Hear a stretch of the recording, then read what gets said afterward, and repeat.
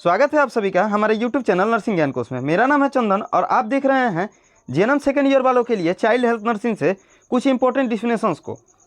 आशा करते हैं वीडियो पसंद आएगा। अगर वीडियो पसंद आता है तो हमारे चैनल को जरूर सब्सक्राइब कीजिए, साथ ही वीडियो को लाइक तथा अपने दोस्तों में भी जरूर शेयर कीजिए। चलिए बढ़ते हैं आज के पहले क्वेश्चन की तरफ। आज का जो पहला क्वेश्चन है वो है अच्छिद्रित मलद्वार, ये जिसे हम लोग इन्फ्रारेड एनस के नाम से जानते हैं। ठीक है, अच्छिद्रित मलद्वार ये एक जन्मजात विकृति होती है जिसमें जो गुद्दा होता है वो अच्छिद्रित रहता है। ठीक है, यानी जो एनस होता है, ठीक है, रेक्टम में जो एनस होता है वो होल नहीं रहता है। ठीक है, उसमें होल नहीं रहता है। यह अपनी सामान्य स्थिति पर अनुपस्थिति या विकार युक्त होना अच्छिद्रित मलद्वार कहलाता है। ठीक है, गुद्दा का अपने सामान्य स्थिति पर अनुपस्थित या विकार युक्त होना अच्छिद्रित मलद्वार के नाम से जाना जाता है। यह एक जन्मजात विकार होता है। जैसा कि मैंने बताया कि यह एक जन्मजात रेक्टम से संबंधित विकार है जिसमें जो मलद्वार होता है वो अच्छिद्रित रहता है, जो भ्रूणीय जीवन में सामान्य विकास न होने के कारण होता है। ठीक है, यानी जब भ्रूण पेट में रहता है उस समय जो है और नॉर्मल अगर डेवलपमेंट ना हो तो उस कारण जो मलद्वार है वो अच्छिद्रित रह जाता है, यानी उसमें जो छेद होना चाहिए वो नहीं रह पाता है। उसी को हम लोग इन्फ्रारेड एनस के नाम से जानते हैं।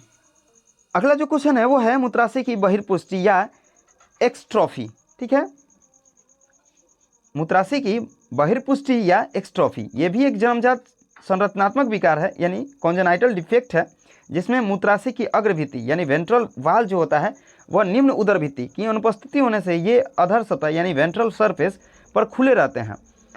इसके परिणाम स्वरूप मूत्र जो है निरंतर बाहर निकलते रहता है। ठीक है, जो ब्लाडर होता है उसी में ये एक जन्मजात विकृति होती है जिसमें जो आगे वाला भित्ति और जो नीचे वाला भित्ति होता है वो अनुपस्थित रहता है, जिसके कारण मूत्र जो है वो निरंतर समय समय पर या फिर निरंतर हमेशा निकलते रहते हैं। उसी को हम लोग एक्सट्रॉफी के नाम से जानते हैं। ठीक है, ये एक मूत्रमार्गीय विकार होता है जो जन्मजात होता है। अगला क्वेश्चन है नीलयी भित्ति विकार, यानी VSD के भी नाम से जानते हैं, जिसका फुल फॉर्म होता है वेंट्रिकल सेप्टल डिफेक्ट। ठीक है, नीलयी भित्ति विकार VSD, इसमें दोनों नीलय की मध्य भित्ति में असमान छिद्र पाए जाते हैं। जो दोनों वेंट्रिकल होता है उसके मिडिल फेज में नॉर्मल तरीके से होल पाया जाता है। ठीक है, उसी को VSD के नाम से जानते हैं। जो दोनों नीलय पाया जाता है हमारे शरीर में उसमें जो है एक असमान छिद्र पाया जाता है, उसी को हम लोग VSD के नाम से जानते हैं।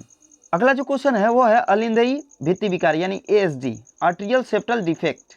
ठीक है, अभी हम लोगों ने VSD को देखा, अभी का क्वेश्चन है ASD को, यानी आर्टेरियल सेप्टल डिफेक्ट। जो दाएं और बाएं अलिंद होता है यानी आर्टेरियल होता है, उसको पृथक करने वाले पट में बने छिद्र के कारण इनमें असमान रक्त परिसंचरण होता है, जिसे हम लोग ASD के नाम से जानते हैं। ठीक है, दाएं और बाएं जो वेंट्रिकल होता है उसके अलग करने वाले जो सतह होता है उसमें एक छिद्र पाया जाता है, जिसके कारण जो है रक्त का संचरण जो है वो एक एबनॉर्मल तरीके से होता है, जिसे हम लोग ASD के नाम से जानते हैं। अगला जो क्वेश्चन है वो है डाउन सिंड्रोम। ठीक है, डाउन सिंड्रोम ये भी एक जन्मजात विकार होता है जिसमें शिशुओं में गुणसूत्रीय असमानता पाई जाती है। ठीक है, यानी ये जो होता है वो शिशुओं में पाई जाने वाली गुणसूत्रीय असमानता के कारण डाउन सिंड्रोम होता है। 1000 जीवित बच्चों पर एक में यह रोग पाया जाता है, यानी डाउन सिंड्रोम जो है वो 1000 जीवित बच्चों पर एक यह होता है। इसमें ऑटोसोम के 21वें जोड़े के स्थान पर 3 गुणसूत्र होते हैं। जो 21वां जोड़ा होता है ऑटोसोम का, उसमें 21वां जो जोड़ा होता है उसमें 2 के बदले 3 गुणसूत्र होते हैं। इसे ट्राइसोमी 21 के भी नाम से जानते हैं, यानी डाउन सिंड्रोम को ट्राइसोमी 21 के भी नाम से जानते हैं। ये जो होता है वो शिशुओं में गुणसूत्रीय असमानता के कारण होने वाला विकार होता है, जिसमें 21वें जोड़े के स्थान पे 3 गुणसूत्र पाए जाते हैं, 2 की जगह 3 पाया जाता है। इसमें 1000 जीवित बच्चों पर एक में यह रोग पाया जाता है। इसे ट्राइसोमी 21 के भी नाम से जानते हैं। अगला क्वेश्चन है मुग्दरपाद या जन्मजात विकृत पैर, यानी क्लब फीट और टैलिप्स। ठीक है, मुग्दरपाद बोलें या जन्मजात विकृति बोलें,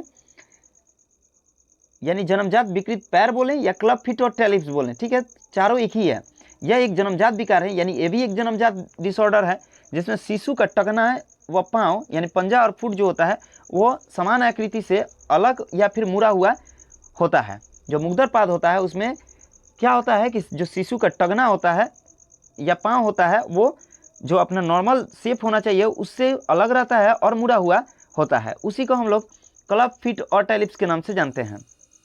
अगला क्वेश्चन है नेफ्रियोटिक सिंड्रोम। ठीक है, नेफ्रियोटिक सिंड्रोम ये एक किडनी से संबंधित रोग होता है जिसमें विभिन्न लक्षण उत्पन्न होते हैं, जैसे प्रोटीनोरिया, हाइपोएल्बुमिन, हाइपरकोलेस्ट्रोलेमिया एवं एडिमल। ठीक है, नेफ्रोटिक सिंड्रोम जो है ये एक किडनी में एबनॉर्मल की स्थिति होती है जिसमें अलग अलग लक्षण प्रतीत होते हैं, जैसे प्रोटीनोरिया, हाइपोएल्बुमिनिया, हाइपरकोलेस्ट्रोलेमिया और एडिनमल। ठीक है, तीव्र वृक्क शोध यानी एक्यूट ग्लोमेरुलोनेफ्राइटिस, तीव्र वृक्क शोध यानी एक्यूट ग्लोमेरुलोनेफ्राइटिस। जो किडनी का ग्लोमेरुलाई का पर्दा होता है उसी को हम लोग ग्लोमेरुलोनेफ्राइटिस के नाम से जानते हैं। ठीक है, यानी किडनी में जब इन्फ्लामेशन होता है उसी को हम लोग ग्लोमेरुलोनेफ्राइटिस के नाम से जानते हैं। इसमें गुर्दे यानी किडनी के संयोजी ऊतक यानी कनेक्टिव टिश्यू, ट्यूब एपिथेलियम, रक्त वाहिनियाँ यानी ब्लड वेसल आदि सभी प्रभावित होते हैं। इसे गुर्दे का प्रभाव भी बोलते हैं। यानी किडनी के इन्फ्लामेशन को हम लोग तीव्र वृक्क शोध या ग्लोमेरुलोनेफ्राइटिस के नाम से जानते हैं। ठीक है, ये किडनी का पर्दा होता है यानी इन्फ्लामेशन ऑफ किडनी होता है। अगला क्वेश्चन है तीव्र वृक्कीय विफलता यानी एक्यूट रीनल फेलियर। ठीक है, ये एक किडनी से संबंधित रोग होता है जो किडनी जो है वह अचानक से कार्य करना या तो कम कर देता है या फिर बंद कर देता है।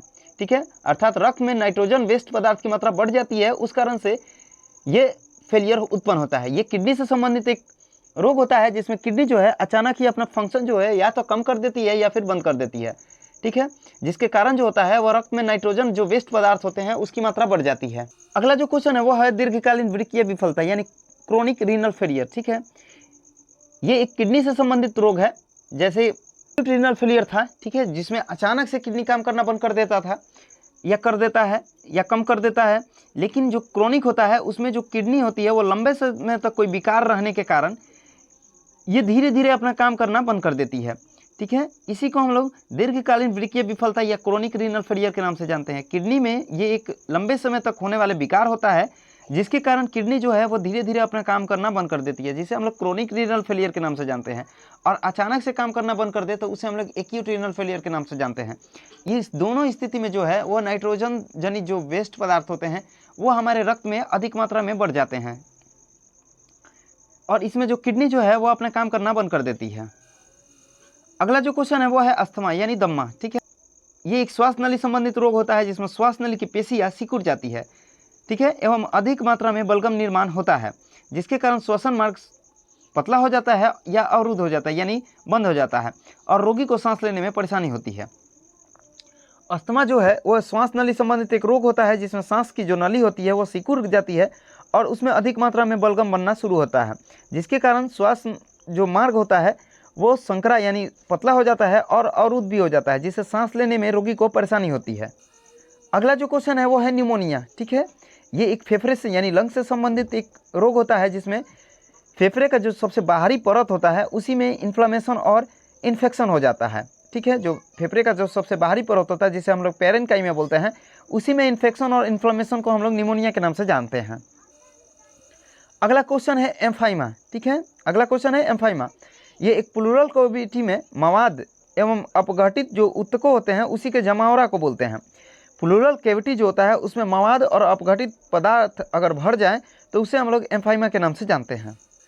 आज के लिए बस इतना ही। आशा करते हैं वीडियो पसंद आया होगा। अगर वीडियो पसंद आया है तो हमारे चैनल को जरूर सब्सक्राइब कीजिए, साथ ही वीडियो को लाइक तथा अपने दोस्तों में भी जरूर शेयर कीजिए। अगर आप इस वीडियो से संबंधित पीडीएफ को देखना चाहते हैं तो हमारे डिस्क्रिप्शन बॉक्स में लिंक मौजूद है जिस पे आप टाइप करके पीडीएफ को देख सकते हैं। मिलते हैं नेक्स्ट वीडियो में, तब तक के लिए धन्यवाद।